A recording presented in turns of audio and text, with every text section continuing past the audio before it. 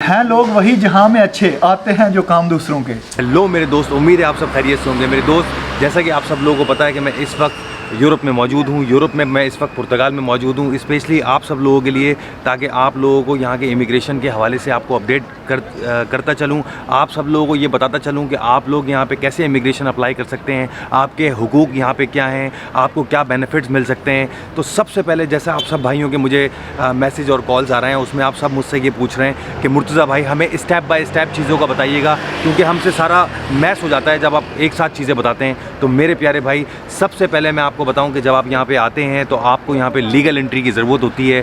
Legal entry क्या है? Legal entry का मतलब ये है कि आप इस कंट्री में लीगल आए हैं। आपको लीगल एंट्री मिलती कैसे है? आपको कोई भी आप हॉस्टल, कोई भी आप होटल ले लें और अपना वीज़ा ख़त्म होने से 72 घंटे पहले आप यहाँ पर आएँ, ताकि आपको ये हॉस्टल और वाले लीगल एंट्री दे देंगे। लेकिन आप जब भी ये होटल और हॉस्टल आएँ तो आप इनसे एक दफ़ा पूछ लें कि भाई क्या आप लीगल एंट्री हमें दोगे? इसके ये थोड़े से चार्ज करेंगे। सम टाइम कुछ लोग, जैसे बंगाली गली में बहुत सारे चीटर्स बैठे हुए हैं हॉस्टल वाले, तो वो आप सम टाइम आपसे 50 यूरो भी ले रहे हैं, सम टाइम आपसे 30 यूरो भी ले रहे हैं, ठीक है ना। तो जहाँ मैं रुका था उसका आपको एड्रेस दूंगा, वो 15 यूरो में आपको लीगल एंट्री दे देता है। दूसरा, मैं आपको प्यारे भाई बताता चलूँ कि यहाँ पर सबसे पहले आपको लीगल एंट्री बनवानी पड़ेगी। लीगल एंट्री के बारे में मैं आपको बता चुका हूँ अभी।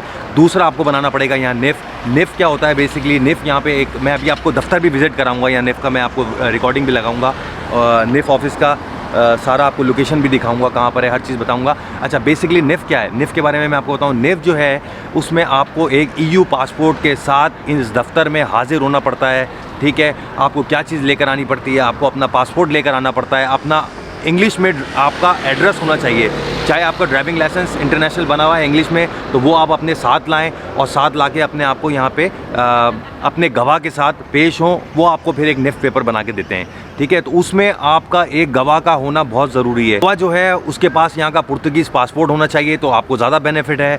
वो यहाँ की ज़बान जानता हो, इनका अपना बंदा हो, तो वो ज़्यादा बेहतर है। मेरे बहुत सारे प्यारे भाई क्या करते हैं कि ये बंगाली गली जो मार्टी मोनस के पास है, वहाँ से अपनी फाइलें लॉक कराते हैं। उसमें उनको नुकसान ये हो रहा है कि बंगाली जो हैं ये सारा 2 नंबर काम कर रहे हैं। यहाँ 3-3 महीने की कंपनियाँ खोलते हैं बंगाली, उसमें आपको वो कॉन्ट्रैक्ट दिखा के, जो कि टैक्स पेयर नहीं होती, उसमें आपको कॉन्ट्रैक्ट दिखा के आपको नेफ़ और ये सोशल नंबर अप्लाई कराते हैं, जिसकी वजह से आप लोग लेट हो जाते हैं। क्यों? क्योंकि बंगाली गली को इन लोगों ने, जहाँ तक मेरे मालूमात हुई है, जहाँ तक मैं बहुत अंदर तक इन लोगों के गया हूँ, तो ये इन लोगों ने बंगाली गली को, ये जो हमारी एशियन गली है, इसको इन्होंने ब्लैक लिस्ट किया हुआ है। ब्लैक लिस्ट इसलिए किया हुआ है क्योंकि ये सारे यहाँ 2 नंबर काम कर रहे हैं। 3-3 महीने के लिए ये लोग अपनी कंपनियाँ खोलते हैं, ठीक है। और जैसे ये 8-10 उसमें से 8-10 से ज़्यादा, जब 20-25 ये लोग अपने उसमें से कॉन्ट्रैक्ट निकाल देते हैं, तो वो कंपनी बगैर टैक्स दिए ये लोग बंद कर देते हैं। इस वजह से इन लोगों ने, यहाँ के सेफ वालों ने ब्लैक लिस्ट किया हुआ है यहाँ बंगाली गली को। तो मेरा आप लोगों को सबको यही मशवरा है कि खुदा के लिए किसी भी ऐसे बंदे के पास जाके अपनी फ़ाइल लॉक ना कराएं,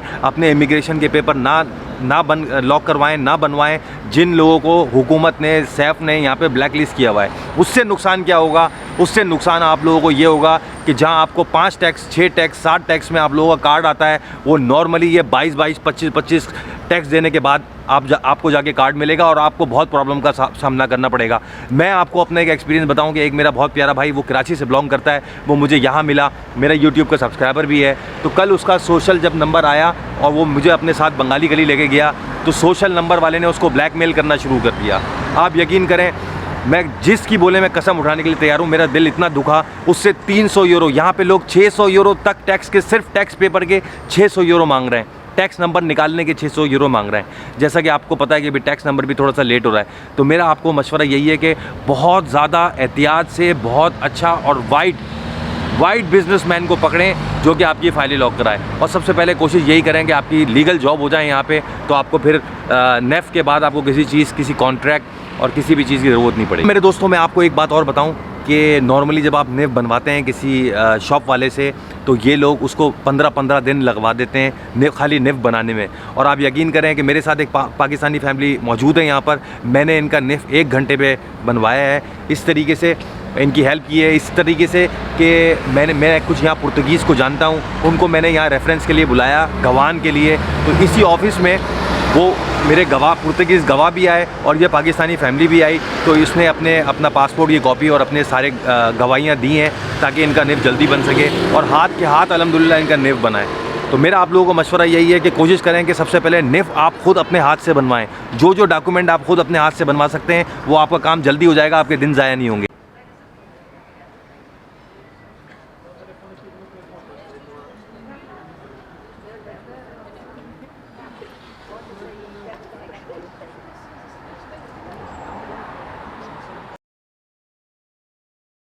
जैसा कि मेरे दोस्त आपको पता है कि मैं आप लोगों की खातिर यहाँ कई लोगों से मिल रहा हूँ, स्पेशली वो लोग जो लोग पुराने हैं, वेल एक्सपीरियंस हैं, पुर्तगाल को और इमिग्रेशन के हवाले से चीज़ों को बहुत बेहतर जानते हैं।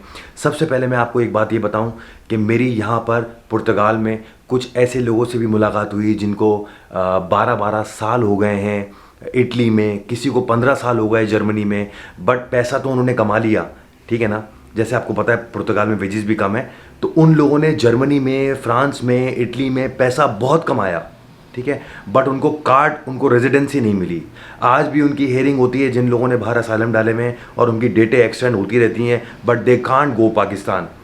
तो मैंने अभी तक जितने लोगों से यहाँ मशवरा किया, बातें उनसे पूछी हैं, तो उसमें मैंने यही पाया है कि सबसे पहले आपको यहाँ के पेपर सीधे करने हैं। Portugal is the best place in Europe. यहाँ रहने के लिहाज से भी यहाँ बहुत अच्छी चीज़ें हैं, मतलब वही यूरोप ही है ज़ाहिर है।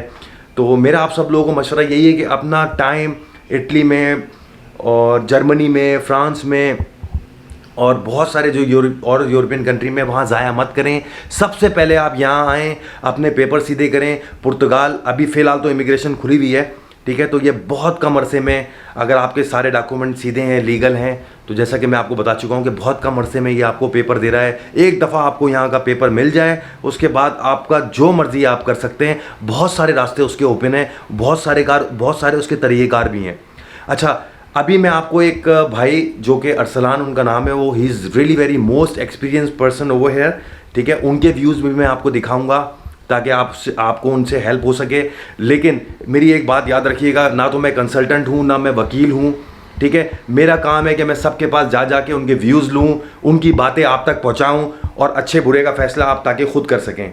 अभी अरसलान साहब ने क्या किया, मेरे भाई ने, बहुत एक्सपीरियंस पर्सन है, ये डिंकी लगा कर आए थे, रास्तों से आए थे और मतलब अपनी जान को ख़तरे में डाल के इस कंट्री में आए थे। इन्होंने इटली में काफ़ी अरसा लगाया, इन्होंने जर्मनी में काफ़ी अरसा लगाया, लेकिन फाइनली उन्होंने पुर्तगाल का रुख किया, क्योंकि यही वो जन्नत है, यही वो कंट्री है जहां जो आपको पेपर बहुत आसानी से दे देता है, बग़ैर किसी परेशानी के आपको पेपर मिल जाते हैं। और मैंने आपको ये बात भी बताई थी कि अगर किसी ने कुछ चीज़ें मुश्किल की हुई हैं, रुकावटें डाली हुई हैं, तो वो हमारे एशियन लोग हैं, इनसे आप लोगों को बच के रहना पड़ेगा। दूसरा, अभी मैं आपको उनका इंटरव्यू भी सुनाता हूं, और दूसरा मैं आपको अपने कमरे का व्यू भी दिखाता हूं कि जहां मैं शिफ्ट हुआ हूं, जहां मैं रह रहा हूं, उसका व्यू कैसा है, अंदर कैसा लगता है वो, और थोड़े से बाहर के भी मनाज़र दिखाता हूं। तो आए चलें।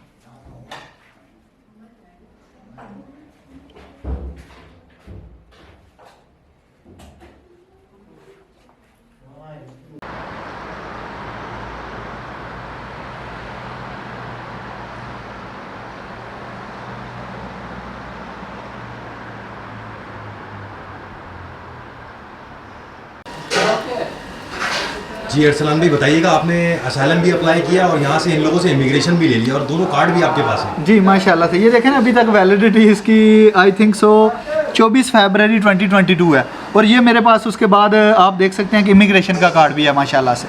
मतलब ये है कि एक टाइम पे आप दो केस को कैरी कर सकते हैं एक साथ, और जब एक पास हो जाए तो दूसरा ऑटोमेटिकली कैंसिल हो जाता है, और एक कंट्री, किसी भी कंट्री में 2 रूल फॉलो कर सकते हैं अगर इमिग्रेशन वहाँ खुली हो। तो इसलिए मैं पुर्तगाल को ज़्यादा प्रेफर करता हूँ कि यहाँ दोनों केस करा के, इनसे ही सरकारी खर्चा लेके, इनसे ही रिहाइश लेके, और बाद में इमिग्रेशन में कन्वर्ट करा लें। और अगर आपने फाइल लॉक ना भी कराई हो, तब भी आपका असाइलम जब पास हो जाए तो आप 3 स्लिपें लगा के ये वाला कार्ड कन्वर्ट करा सकते हैं विदाउट फाइल लॉक कराने के। ये आप समझ रहे बात, ये बहुत बड़ी अपॉर्चुनिटी है। ओनली 3 स्लिप्स, अगर आप पैदल आए हैं मतलब वो इलीगल रास्ते से या वीज़े पे आए तब भी ये मुमकिन है, लेकिन आपको ला तो पता हो ना जी। अच्छा, जो आप अभी काम कर रहे हैं जी।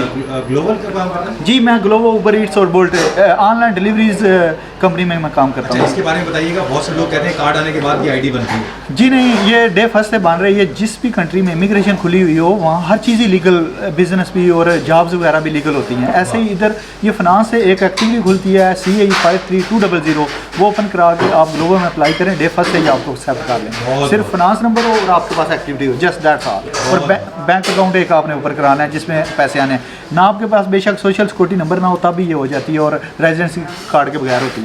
बुल्ट में भी ऐसे ही है बिल्कुल जी। बहुत बहुत शुक्रिया आपका, जज़ाकल्लाह। बहुत से पाकिस्तानियों की आपने मदद की है और मज़ीद कर रहे हैं। लोग वही जहाँ में अच्छे आते हैं जो काम दूसरों के। तो इंशाल्लाह इंसानियत की फलाह के लिए हमने जो काविश की है, आई थिंक लोगों को पसंद आएगी और लोग इससे बहुत ज़्यादा फ़ायदा उठाएंगे। जज़ाकल्लाह जी, अस्सलाम वालेकुम। वालेकुम सलाम।